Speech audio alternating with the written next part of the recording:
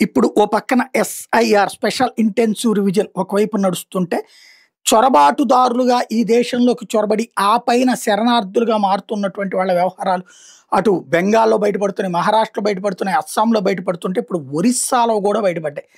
తాజాగా ఒరిస్సా అంటే ఇప్పుడు బీజేపీ అధికారంలోకొచ్చింది.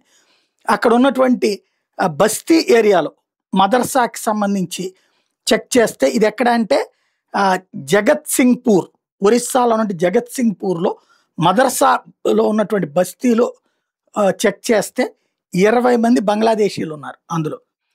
ఆళ్ళు అక్కడ తిరుగుతున్నారన్నటువంటి విషయాన్ని స్థానిక పోలీసులకు సమాచారం అందిస్తే, పోలీసులెళ్లి మదర్సా నిర్వాహకుల్ని అడిగి, ఆ లోపల ఉన్నోళ్ళందరిని బయటికి పిలిపిస్తే 20 మంది బంగ్లాదేశ్ నేషనల్స్ అని తేలింది. వాళ్ళు ఇప్పుడు మొన్న బెంగాల్ నుంచి ఇటొచ్చారా? లేకపోతే ఎక్కడి నుంచి వచ్చారో తెలీదంటే వాళ్ళని కాపాడటానికి మత ప్రార్థనా స్థలాలని వాడుతున్నారు. లేదా మత బోధనాశాలల్ని వాడుతున్నారన్నటువంటి విషయం ఇప్పుడు అర్థమవుతోంది.